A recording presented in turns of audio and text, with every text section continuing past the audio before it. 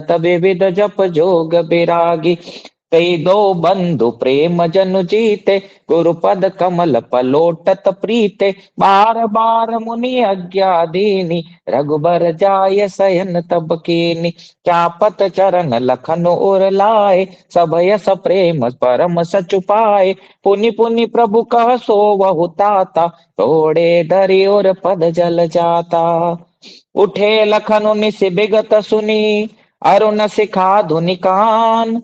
गुरु ते पहले ही जगतपति, जागे राम तुझान सियावर रामचंद्र भज जय शरणम। जय सिया राम जय जय सिया राम, जय सिया राम जय जय सिया राम। दोनों भ्राता गुरु के पास पहुंचे, विश्वामित्र जी के पास। और जब रात्रि का प्रवेश होते ही संध्या के समय मुनि ने आज्ञा दी, तब सबने संध्या वंदन किया। इसलिए संध्या वंदन कितना आवश्यक है, ये हमें जानना चाहिए कि भगवान भी संध्या वंदन करते हैं। संध्या को आरती करना अति आवश्यक है। संध्या वंदन किए गुरु की आज्ञा से। फिर प्राचीन इतिहास और कथा कहते कहते सुंदर रात्रि 2 प्रहर बीत गए।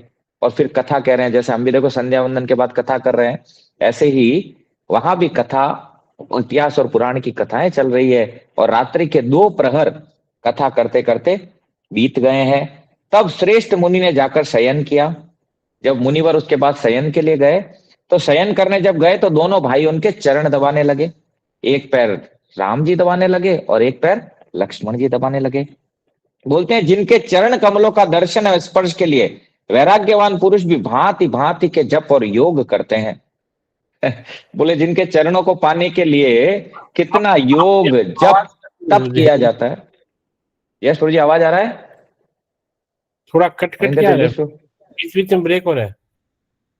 बीच में ब्रेक हो रहा है क्या?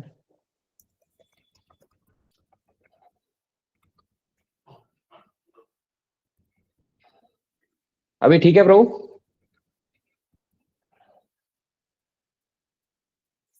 अभी ठीक है मनिंदर जगदीश प्रभु? ठीक है प्रभु जी, अभी ठीक है।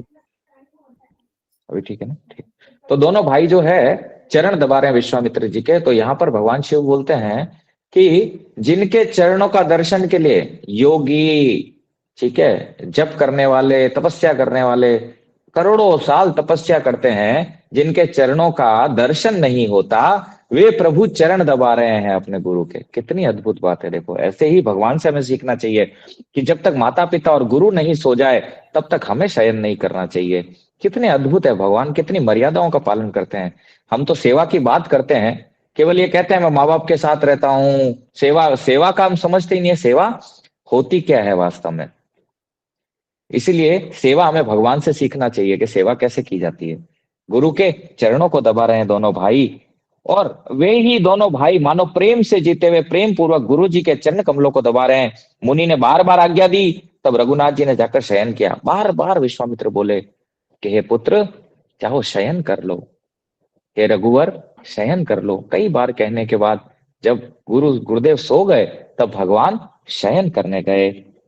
फिर क्या हुआ? श्री राम जी के चरणों को हृदय से लगाकर भय और प्रेम सहित परम सुख का अनुभव करते हुए लक्ष्मण जी उनको दबा रहे हैं। उसके बाद जब भगवान रामचंद्र सो रहे हैं, तो लक्ष्मण जी उनके चरण दबा रहे हैं। लक्ष्मण जी चरण चाप रहे हैं भगवान रामचंद्र के। देखिए कितना सुंदर है राम कथा ना, आनंद का वर्षा करने वाला है। क्या मर्यादाएं होती है वास्तव में, कि जब तक गुरु और माता पिता नहीं सोए, तब तक दोनों भ्राता नहीं सो रहे हैं। और जब तक रामचंद्र जी ना सोए, लक्ष्मण जी नहीं सो रहे हैं। लक्ष्मण जी चरण दबा रहे हैं भगवान रामचंद्र के। और रामचंद्र जी बार बार कह रहे हैं हे तात, अब सो जाओ। तब वे उन चरण कमलों को हृदय में धरकर लेट रहे। और जब रामचंद्र जी बार बार कह रहे हैं हे तात अब सो जाओ, तब लक्ष्मण जी भगवान रामचंद्र जी के चरणों को अपने हृदय में धारण कर करके शयन करते हैं। रात बीतने पर मुर्गे का शब्द कानों में सुनकर लक्ष्मण जी उठे। जैसे ही सुबह, देखो कितना जल्दी उठते हैं देखिए। और हमारा सवेरा कितने बजे होता है? कितना लेट सोए भगवान, ऐसा नहीं जल्दी सोए। Maninder Jagdish Prabhu audio, audio off. Maninder Jagdish Prabhu audio off कीजिए।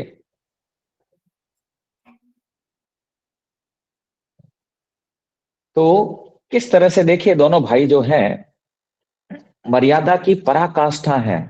और जग भी कब रहे हैं, देखो रात्रि के 2 प्रहर तक तो कथा होती रही, फिर गुरु के चरणों को दबाते रहे, फिर लक्ष्मण जी राम जी के चरणों को दबाते रहे। पर जैसे ही भोर हुई, सुबह के 3:30-4 बजे, सबसे पहले लक्ष्मण जी उठे, और जगत के स्वामी सुजान श्री रामचंद्र जी भी गुरु से पहले ही जाग गए। दोनों गुरु से पहले। और हमारे घर पे अगर कोई आ जाए वैष्णव साधु, तो हम सबसे लेट उठते हैं। नहीं तो देखो यहाँ कितनी मर्यादा है, गुरु से पहले दोनों भ्राता जाग गए हैं। यही नियम है कि घर में अगर कोई आया है तो आपको उनसे पहले जागना चाहिए। आप बीमार हैं अलग बात है, लेकिन अब बीमार नहीं है तो उनसे पहले, गुरु और माता पिता से पहले आपको जागना चाहिए। लेकिन आजकल हो क्या रहा है, माता पिता बेचारे जाग जाते हैं, बच्चे सोते रहते हैं। ठीक है, क्या राम कथा, इसीलिए राम कथा को बार बार सुनना चाहिए, ताकि हमें पता चले सेवा है क्या। हम सेवा धर्म बड़ा कठिन है भाई, सेवा धर्म आसान नहीं है। सेवा बोलने से सेवा नहीं होती कि मैं माँ बाप के साथ रहता हूँ, माँ बाप, ठीक है, सेवा अलग चीज है, सेवा के लिए मरना पड़ता है। ठीक है, तो यहाँ हम देख रहे हैं सेवा क्या है, ये हम राम कथा से जान पा रहे हैं। अब भगवान रामचंद्र जी और लक्ष्मण जी दोनों उठ गए, उसके बाद क्या करते हैं, देखो क्या उनका रूटीन रहता है। हम कई बार ये जानने का कोशिश करते भगवान क्या करते थे, क्या पता लग रहा है भगवान क्या करते थे। सोने से पहले माता पिता नहीं सोए तब तक हमें नहीं सोना है, उनके चरणों को दबाना है। और ऐसे नहीं है संसार की कथा नहीं करनी है चरण दबाते दबाते, जैसे माँ संसार की कथा करे, पिताजी संसार का कथा करे, वो नहीं करना है। यहाँ क्या हो रहा है, हरि कथा चल रही है। जब तक सोए नहीं तभी तक भी हरि कथा ही चल रही है। संसार की कथा चल रही है तो बिना पैर दबाए ही आके सो जाओ, ज्यादा बेटर है। नहीं तो क्या होगा, पूरा के पूरा जीवन बर्बाद और होगा।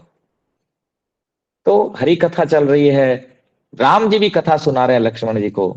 तो क्या अद्भुत प्रसंग है, आप देखिए। उसके बाद क्या करते हैं, सकल शौच करि जाय नहाय, नित्य निबाहि मुनि सिर नाय, समय जानि गुर आय सुपाई, लेन प्रसोन चले दौ भाई, भूप बागु बर देखौ जाई, जह बसंत ऋतु रही लो भाई, लागे बिटप मनोहर नाना, भरन बरन बर बेल बिताना, नव पल्लव फल सुमन सुहाय, निज संपत्ति सुर रूख लजाए, चातक कोकिल कीर चकोरा, कूजत बिहग नटत तल मोरा, मध्य भाग सरुसोह सुहावा, मनीषो पान विचित्र बनावा, विमल सलीलु सरसिज बहुरंगा, चल खज कुजत गुंजत भृंगा, बागु तड़ागु बिलो की प्रभु, हर से बंधु समेत, परम रम्य आराम यह, जो राम ही सुख देत सियावर रामचंद्र भज,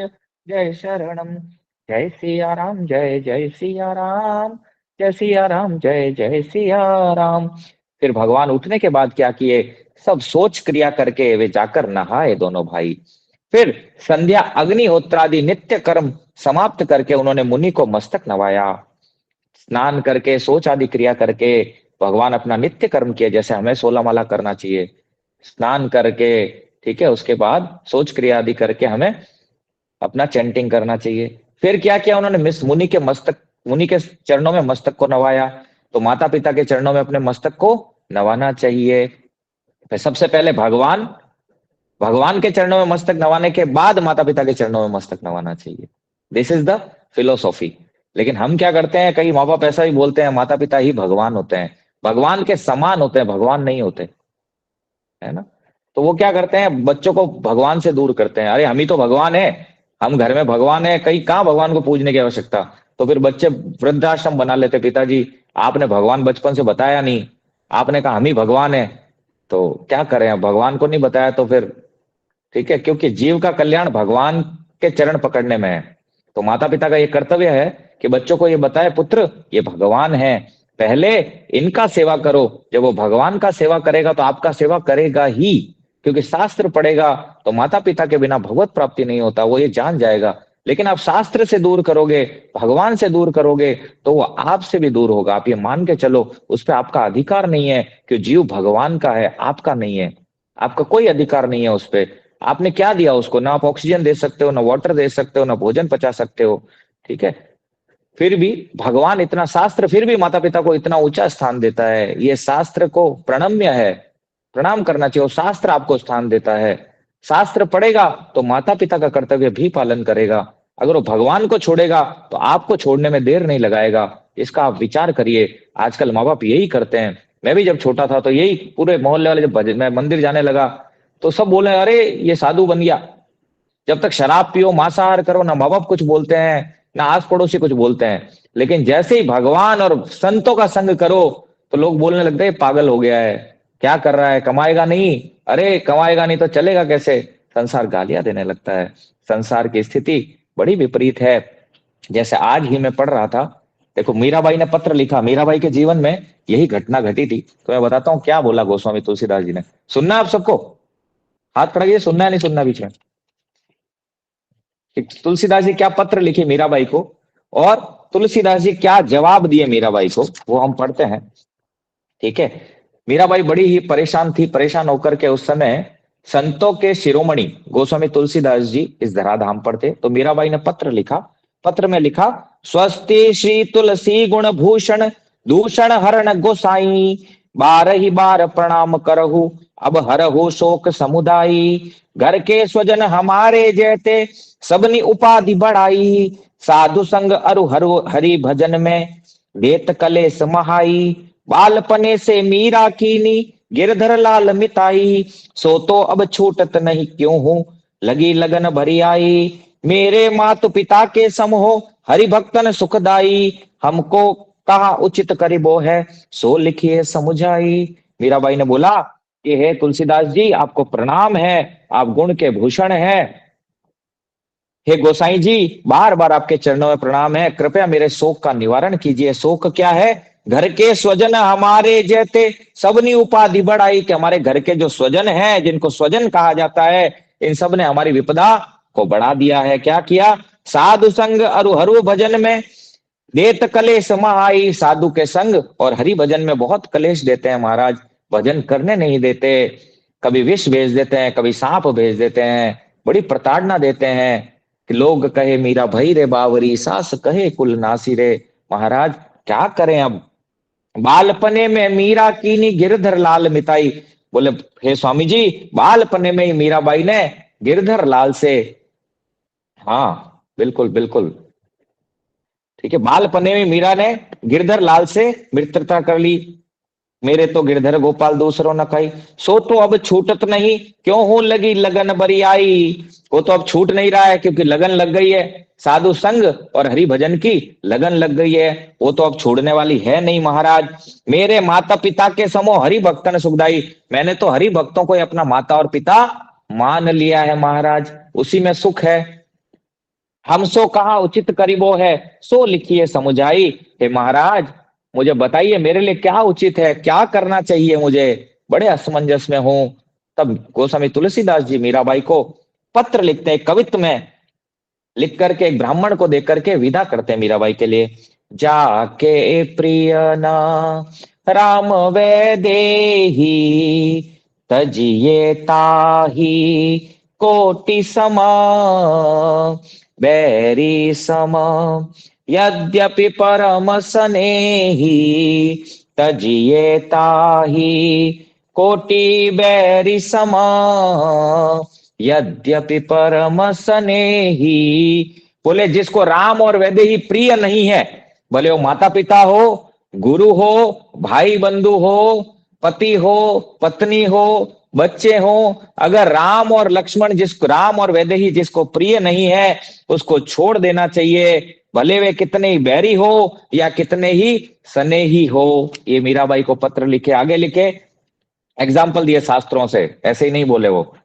तजो पिता प्रहलाद विभीषण बंधु, भरत महतारी, बलि गुरु तजो कंत ब्रज बनी तन, भयो मुद मंगलकारी। बोले प्रहलाद ने अपने पिता का त्याग किया। पिताजी क्या कहते थे प्रहलाद महाराज को, बताइए क्या कहते थे पिताजी? हिरण्यकश्यप को क्या कहते थे प्रहलाद महाराज को? कि मैं ही भगवान हूं, मेरी ही पूजा कीजिए। अब आप में से जो माँ बाप ये कहते हैं मेरी पूजा करो, भगवान को छोड़ के, वो हिरण्यकश्यपु है। अब आप देख लीजिए शास्त्र क्या कहता है। ठीक है, ये शास्त्र की मर्यादा की बात है। आजकल के माँ बाप ऐसे हो गए, कलयुगी हिरण्यकश्यपु हैं, बोलते हैं हम ही भगवान है, तो कहाँ मंदिर जा रहा है, ढूंढ कहाँ रहा है भगवान को, मेरे चरणों में भगवान है। अरे भाई, माँ बाप की सेवा जब करेगा जब भगवान की सेवा करेगा। तो भगवान के सम्मुख कीजिए जीव को। आप इस 14 माले की बिल्डिंग से पार नहीं करा पाएंगे। माँ बाप की सेवा करना धर्म है, भगवान के समान है, वो भगवान नहीं है। अगर भगवान की सेवा करेगा तो आपकी सेवा ऑटो मोड में करेगा, आप चिंता मत कीजिए उसका। लेकिन आप भगवान से दूर करेंगे तो आपकी सेवा भी नहीं करने वाला हो। बोले प्रहलाद ने अपने पिता का त्याग किया, विभीषण ने अपने भाई का त्याग किया, लेकिन संसार क्या कहता है, घर का भेदी लंका ढाए, मूर्ख संसारी, मूर्ख मेटेरियल लोग, अक्कल तो है नहीं दो कौड़ी की, और कुछ भी बोलते हैं। हम देखेंगे शिव जी क्या बोलते हैं। ये संसारी बोलते हैं घर का भेदी लंका ढाए, और शिव जी क्या बोलेंगे हम देखेंगे। क्योंकि मूर्ख है ना, संसार चाहिए सबको, सुकर विष्ठा चाहिए, तो सुकर विष्ठा के कारण ऐसी बकवास भरी सुकर विष्ठा के समान बातें करते हैं। अरे क्या घर का भेदी, भाई रेपिस्ट हो जाए सहन करो उसको, घर में दूसरे की पत्नी को उठा के ले आए, सहन करो, हमारा भाई है। मूर्ख संसारी, समझना चाहिए उनको, पर अक्कल है नहीं ना कलयुगी जीवों को। अक्कल तो बेच के खा गए हैं, भजन में मन लगता नहीं है, राम राम होता नहीं है, फिर बुढ़ापे में जूते पड़ते हैं, तब भी समझ नहीं आता, तब भी भजन नहीं करते। ठीक है, तो बोलते विभीषण ने अपने भाई का त्याग किया, भरत ने अपनी माँ का त्याग किया, और बलि ने अपने गुरु का त्याग किया, और तो और गोपियों ने अपने घर वालों का त्याग किया भगवान को पाने के लिए, और सबके लिए मंगलकारी हुआ वो छोड़ना।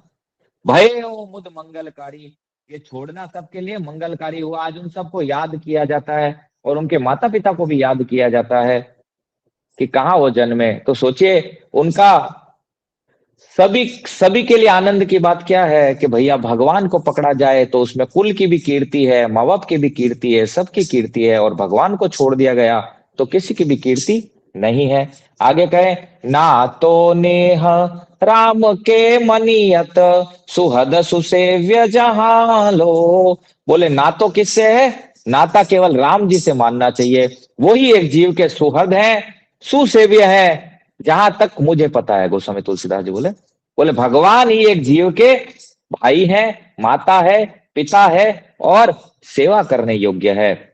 अंजन कहाँ आंख जही फूटे, बहु तक कहो कहाँ लो। यदि अंजन लगाने से, काजल लगाने से आंख फूटती हो तो कहां तक अंजन लगाओगे भाई। बोले ऐसे ही अगर भक्ति में बाधा पड़ती है तो छोड़ने में ही भलाई है, क्योंकि ये शरीर तो बार बार मिलने वाला नहीं है। बड़े भाग मानुष तनु पावा, सुर दुर्लभ सब ग्रंथ निगावा। तुलसी सो सब भांति परम हित, पूज्य प्राण ते प्यारो। तुलसीदास जी कहते हैं सब भांति हित इसी में है कि उन्हीं को अपना प्राणों से प्यारा माना जाए। जा सो होय स्नेह राम पद, ए तो मतो हमारो। बोले जिस विधि से राम जी से प्रेम हो जाए उसी विधि को अपनाना चाहिए, उन्हीं लोगों का संग करना चाहिए जिनके संग करने से भगवान राम और कृष्ण में प्रीति बढ़ती हो। बोले मेरा तो यही मत है। आगे भी बोले हैं सो जननी सो पिता सोई भ्रात सो भामिनी सो सुत सो हित मेरो, सोई सगो सो सखा सोई सेवक सो गुरु सो सुर साहब चेरो। सो तुलसी प्रिय प्राण समान, कहा लो बनाए कहो बहु तेरो। जो तज देह को गेह को नेह, सनेह सो राम को हो ये सवेरो। बोले राम ही जननी है, राम ही पिता है, राम ही भ्राता है, राम ही पत्नी है, राम ही पुत्र है, राम ही मेरा हित करने वाले हैं, वही मेरे सगे हैं, वही संबंधी है, वही सखा है, वही सेवक है, वही गुरु है, और वही मेरे प्राण प्रियतम है। इसीलिए भगवान से संबंध बनाना चाहिए, संसार से नहीं। संसार से संबंध बनाओगे दुख लगेगा, भगवान से संबंध बनाओगे सुख लगेगा। अब चॉइस आपकी है, संबंध किससे बनाना है। इसका मतलब ये नहीं है सेवा छोड़ दी जाए, ये केवल भक्त के लिए है, ये जो भक्ति कर रहा है उसके लिए, संसार के लोगों के लिए नहीं। संसार के लोग तो अपना नियम जो है अपन निभा रहे हैं, वो निभाए, क्योंकि एंड ऑफ द डे भगवान से प्रेम अभी तक हुआ नहीं है, तो छोड़ भी देंगे तो तकलीफ बनेगा। तो भोगों की वृत्ति नहीं गई है तब तक संबंध निभाने चाहिए। लेकिन ये उसके लिए है जो भजन मार्ग पे आगे बढ़ रहा है, उसके लिए है कि वो संबंध केवल अपना संत और जो वैष्णव है उनसे अपना संबंध बनाए। यही नरसिंह जी को भगवान कहे जिसका अच्युत कुल गोत्र हो गया है वो केवल अच्युत कुल वालों से संबंध बनाए, अन्यथा संसारियों से संबंध ना बनाए, उसी में उसका भलाई है, अन्यथा करा कराया सारा काम बिगड़ जाएगा। तो ये पत्र से जवाब दिए थे गोस्वामी तुलसीदास जी भक्तिमती मीराबाई को।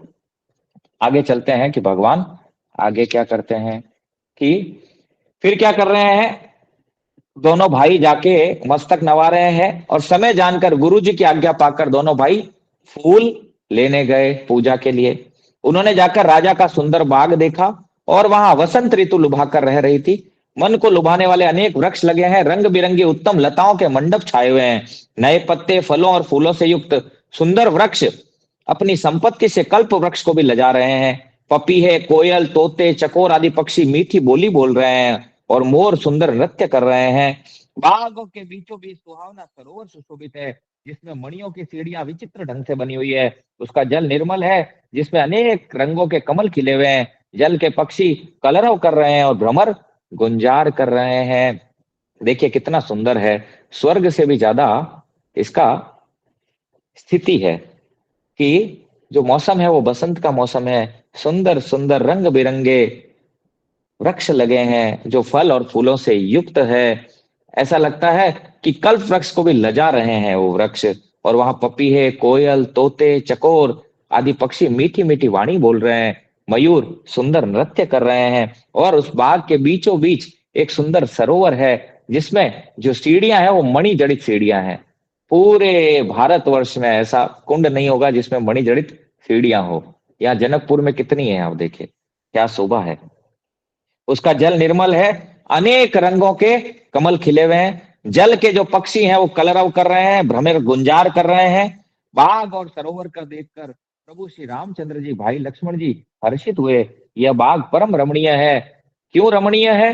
क्योंकि जगत को सुख देने वाले, जो जगत को भी सुख देने वाले हैं, उन रामचंद्र जी को ये बाग सुख दे रहा है, इसलिए वास्तव में ये परम रमणीय, अन्यथा इसका कोई महत्व नहीं है, क्योंकि उनको आनंद दे रहा है जो जगत को आनंद देने वाले हैं, जगतपति हैं। चहुदिश चितई पूछि मालीगन, लगे लेन दल फूल मुदित मन। तही अवसर सीता तह आई, गिरिजा पूजन जननि पठाई। संग सखी सब सुबग सयानी, गावहि गीत मनोहर बानी। सर समीप गिरिजा ग्रह सोहा, भरनि न जाय देखि मनु मोहा। मज्जनु करि सखिन समेता, गई मुदित मन गौरी निकेता। पूजा की न अधिक अनुरागा, निज अनुरूप सुभग बरु मांगा।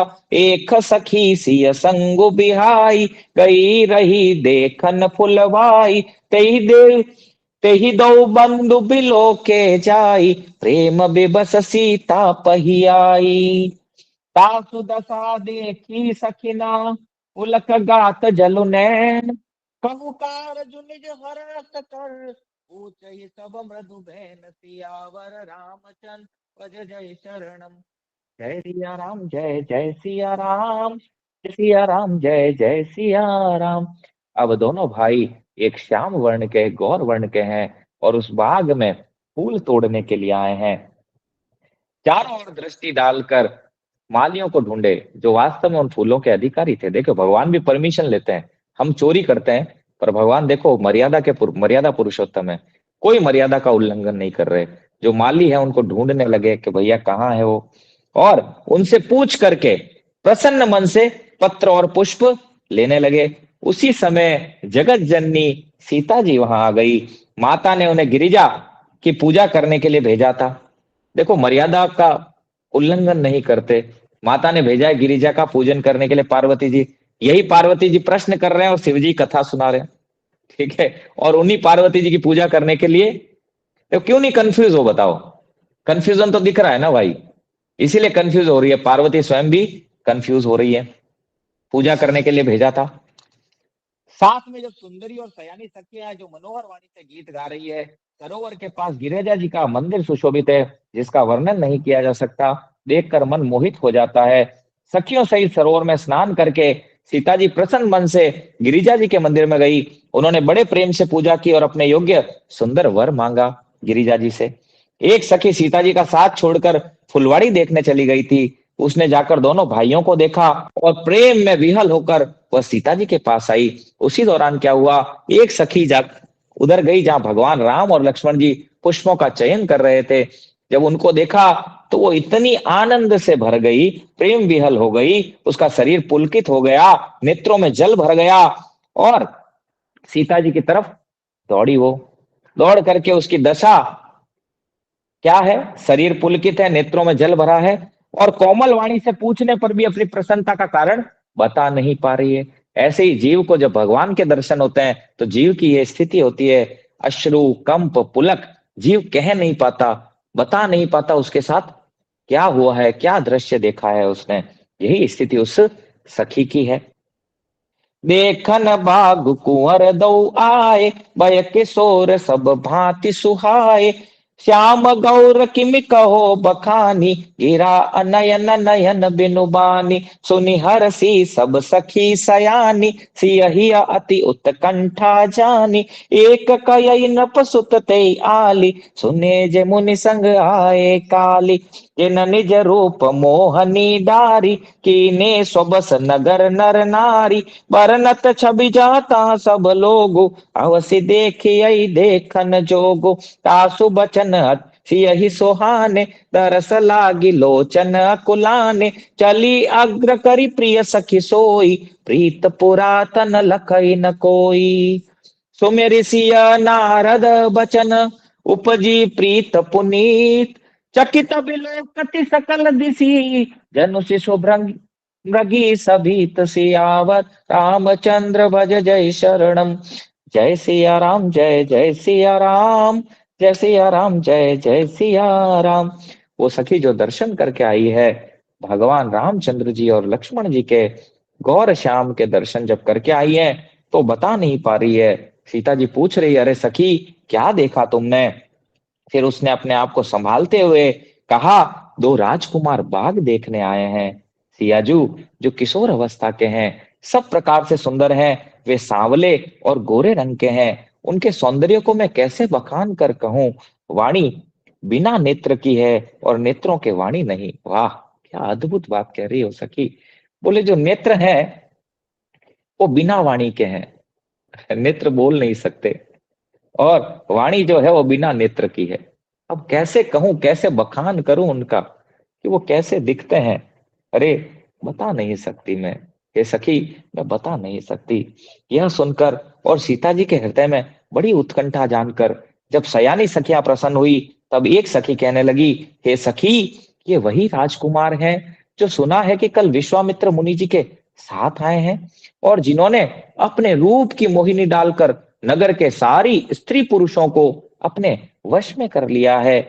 जहां तहां सब लोग उन्हीं की छवि का वर्णन कर रहे हैं। अवश्य चलकर उन्हें देखना चाहिए, वे देखने के योग्य हैं। उनके वचन सीता जी को अत्यंत प्रिय लगे, वे दर्शनों के लिए व्याकुल हो उठी। उसी समय सखी को, अपनी उसी प्यारी सखी को आगे करके सीता जी चली। पुरानी प्रीति को कोई लख नहीं पाता, प्रीत पुरातन लखई न कोई, आहा हा। श्यामा श्याम के दर्शन होने वाले हैं, दोनों एक दूसरे का दर्शन दे करने वाले हैं, नेत्रों को आनंद प्रदान होने वाला है। दोनों की पुरानी प्रीति है, अब वही पुरातन प्रेमी दोनों एक ही है, अलग नहीं है, परंतु आज उन दोनों का मिलन है। जनक जननी जानकी जी और भगवान रामचंद्र जी का मिलन है। देखो कितनी व्याकुलता है, भगवान भी व्याकुल हैं और सिया जी भी व्याकुल हैं, और मिलवा कौन रही है? सखी। अहो भाग्य उन सखी का जो इन दोनों का मिलन करा रही है, कितना सौभाग्य है उस सखी का। नारद जी के वचनों का स्मरण करती है सीता जी। उसी समय नारद जी बोले थे सीता जी को, मन में पवित्र प्रीति उत्पन्न हुई है। वे चकित होकर सब और देख रही है, मानो डरी हुई मृग छोनी इधर उधर देख रही हो। कंकन किंकिनी नुपुर धुनि सोनी, कहत लखन सन राम हृदय गुनी, मानहु मदन दुंदुभि दीनी, मनसा विश्व बिजह कह दीकीनी, कस कही फिर चित एतहि ओरा, सिय मुख ससी भय नयन चकोरा, भये बिलोचन चारु अचंचल, मनहु सकुच निमित तजे दिगंचल देखी सिय शोभा सुख पावा हृदय सराहत वचन नु आवा जनु बेरंच सब निज निपुनाई बेरंच विश्व का प्रगति दिखाई सुंदरता कहु सुंदर करई छवि ग्रह दीप शिखा जनु बरई सब उपमा कवि रहे जुठारी कही पट तरो विदेह कुमारी सिय शोभा ही अबरनि प्रभु आपनि दशा विचारी बोले सुचि मन अनुज सना वचन समय अनुहारी सियावर रामचंद्र भज जय शरणम जय सिया राम जय जय सिया राम जय सिया राम जय जय सिया राम। बड़ा सुंदर वर्णन किया है यहाँ पर। बोले कंकण हाथों के कड़े करधनी और पाइजेब के शब्द सुनकर श्री रामचंद्र जी हृदय में विचार कर लक्ष्मण जी कहते हैं यह ध्वनि ऐसी आ रही है मानो कामदेव ने विश्व को जीतने का संकल्प करके डंके पर चोट मारी है। आहा सिया जी के कंकण करधनी और पाइजेब का शब्द सुनकर के भगवान रामचंद्र जी हृदय में विचार कर लक्ष्मण जी से बोले हे लक्ष्मण ऐसी ध्वनि आ रही है मानो कामदेव डंके की चोट से विश्व को जीतने का संकल्प करके आ रहे हैं। ऐसा कहकर राम जी ने फिर कर उस ओर देखा। श्री सीता जी के मुख रूपी चंद्रमा को निहारने के लिए उनके नेत्र चकोर बन गए, सुंदर नेत्र स्थिर हो गए, टकटकी लग गई। देखो चारों तरफ कितनी सुंदर बात है। पूरा नगर राम जी को देख टकटकी लगा के देख रहा है और वो राम जी सीता जी को टकटकी लगा के देख रहे हैं। जिनके पीछे पूरा संसार भाग रहा है वो भाग रहे हैं श्यामा जी के पीछे। कितनी अद्भुत बात है। क्यों? क्योंकि महाभाव स्वरूपा है जानकी जी। मानो निमि जनक जी ने पूर्वज ने जिनका सबकी पलकों में निवास माना गया है, लड़की दामाद के मिलन प्रसंग को देखकर उचित नहीं इस भाव से सकुचा कर पलकें छोड़ दी, पलकों में रहना छोड़ दिया, जिससे पलकों का गिरना रुक गया। ये जो पलक है इसमें मैंने पहले ही बताया कौन निवास करते हैं पता है आपको पलक पे? पलकें क्यों झपकती है आपको पता है? पलकें झपकती है हमारी, क्यों झपकती है बताइए ये? हाँ सीता बताओ, सिया बताओ, सिया बताओ। कुछ कुंडली मानस नहीं माया नहीं, मैं बताया हूँ भागवतम में, पहले भी भागवतम क्लास किया उस समय मैंने बताया है, और जिसने भागवतम अध्ययन किया होगा उसको पता होगा। हिंट भी दे देता हूं मैं, महाराज जनक के पूर्वज हैं वो, पूर्वज में से एक। निमि निमि कौन बोला ये? पूनम हाँ पूनम मैं बोल रही हूँ प्रभु जी। बिल्कुल माता जी, आपने वो भागवतम सुनी थी है ना? हाँ मैं थोड़ा पढ़ती भी प्रभु जी। हाँ महाराज बिल्कुल सही है। क्लू दे दिया तो थोड़ा याद आ गया प्रभु जी, धन्यवाद। महाराज निमी बैठते हैं पलक पे, महाराज निमी रहते हैं, उनकी कथा कभी और सुनेंगे हम। महाराज निमी की वजह से पलक झपकती है। तो बोलते हैं उस दिन क्या हुआ कि महाराज निमी पलक पे बैठना हट गए। भाई भैया आज तो बड़ा सुंदर अवसर है, क्योंकि वो पलक पे इसीलिए बैठे भगवान के दर्शन के लिए। और जब इतने सुंदर दर्शन हो रहे हो, इधर सीता जी दर्शन कर रही है, इधर रामचंद्र जी दर्शन कर रहे हैं, तो निमी जो है वो पलकों से हट गए। बोले भैया आज तो मैं भी दर्शन करता हूँ साइड में बैठ के, तो पलक झपकेगी तो डिस्टर्बेंस होगा बार बार, तो आज मुझे भी दर्शन का सुअवसर मिला है। तो दोनों की पलकों से उतर गए नीचे, और निमी भी एक दूसरे को देख रहे हैं। ठीक है, इधर राम जी को देख रहे हैं, इधर सिया जी को देख रहे हैं।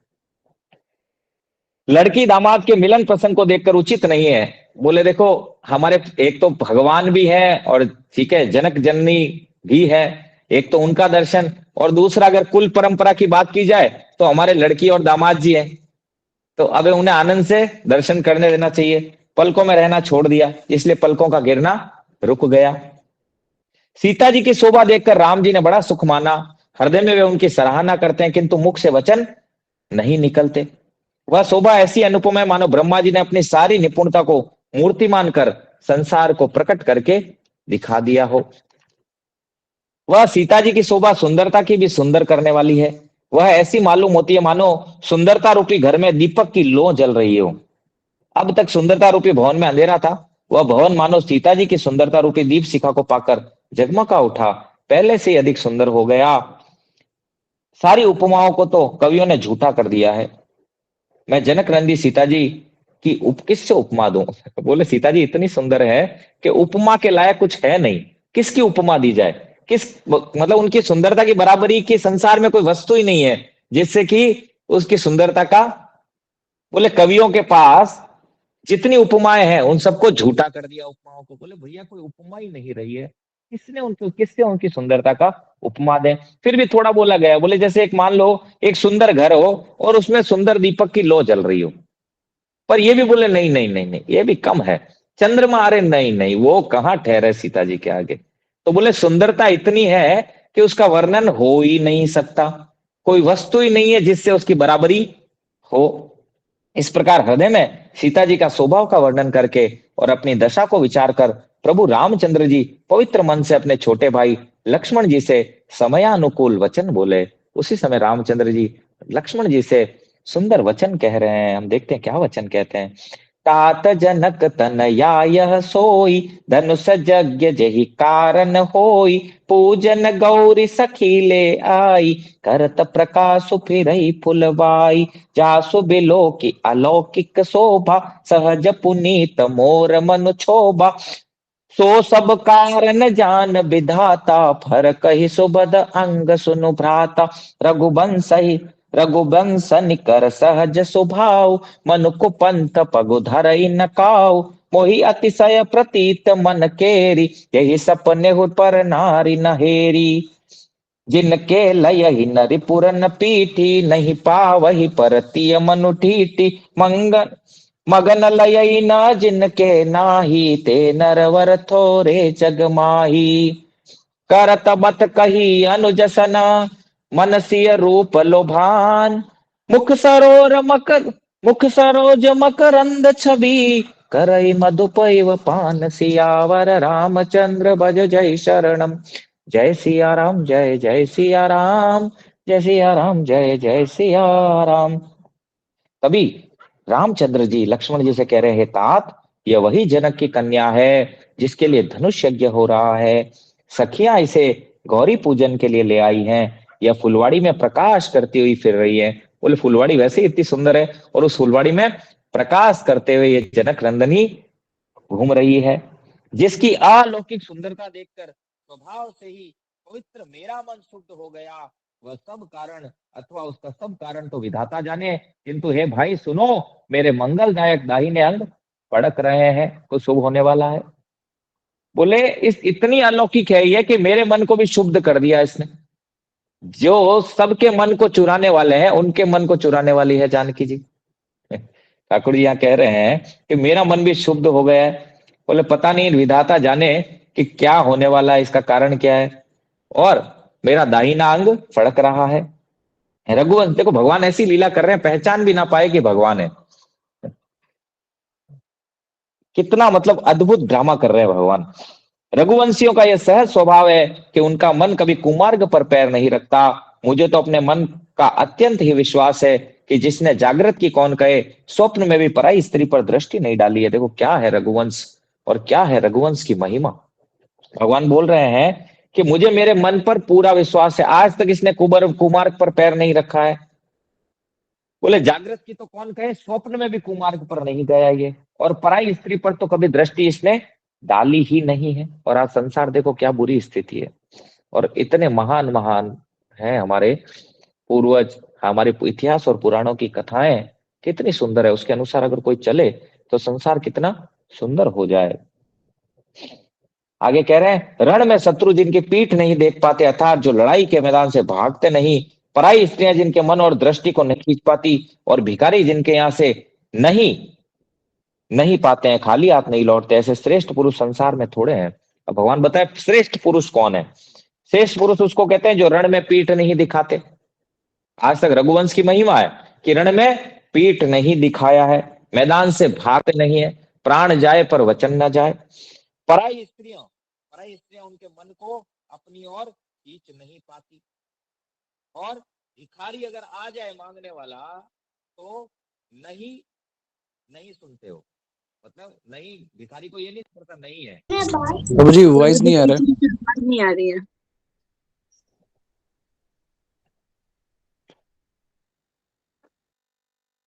अभी आ रहा है।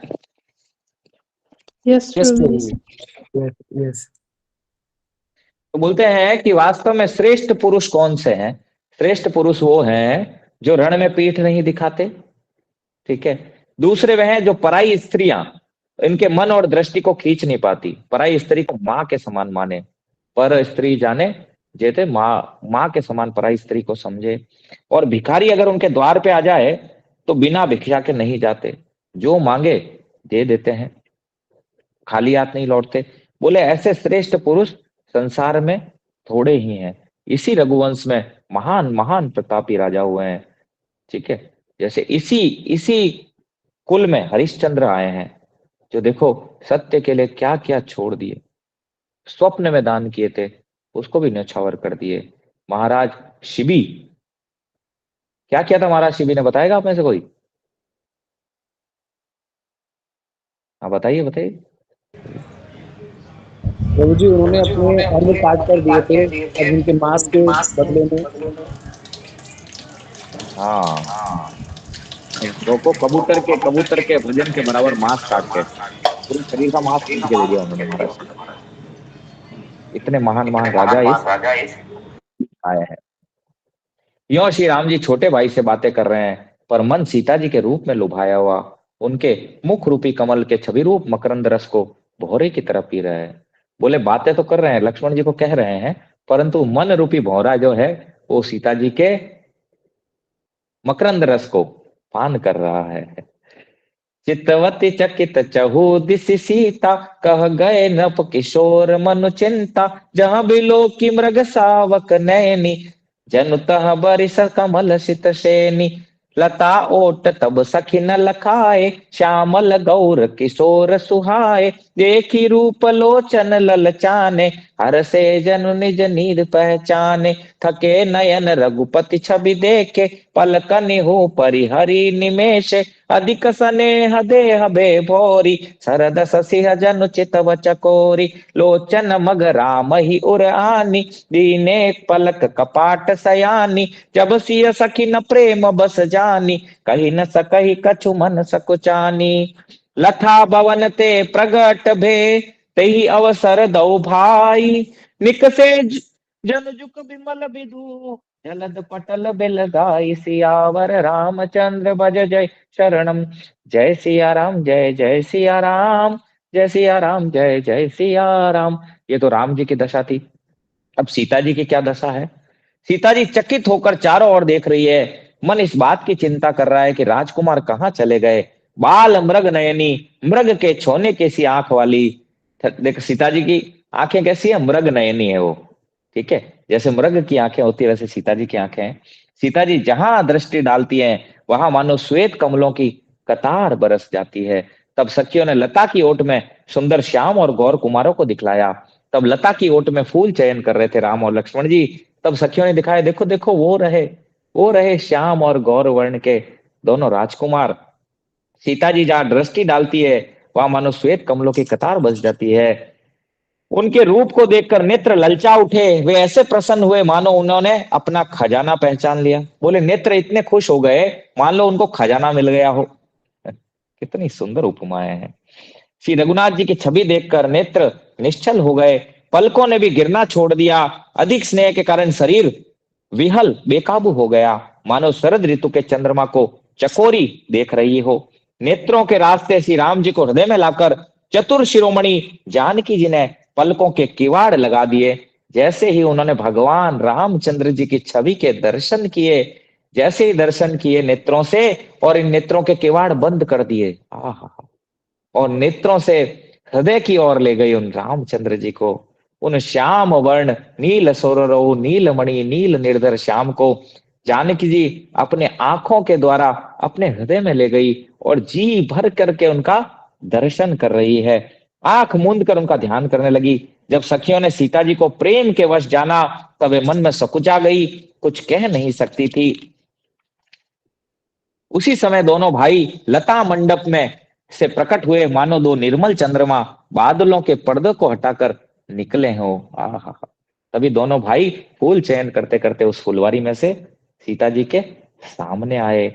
और अब देखेंगे कल हम किस तरह सीता जी श्री रामचंद्र जी का दर्शन करती है और आगे क्या घटित होता है, ये हम जानेंगे कल की कथा में। तो आज की कथा को यहीं पे विराम देते हैं। बोले रामचरितमानस की जय, श्री गोस्वामी तुलसीदास जी महाराज की जय, सियावर रामचंद्र की जय। कोई प्रश्न है आप पूछ सकते हैं। कृष्ण। हाँ, मानस बोलिए। हरे कृष्णा प्रभु जी, दंडवत प्रणाम। मेरा मन में हरे एक कृष्ण। प्रश्न आया है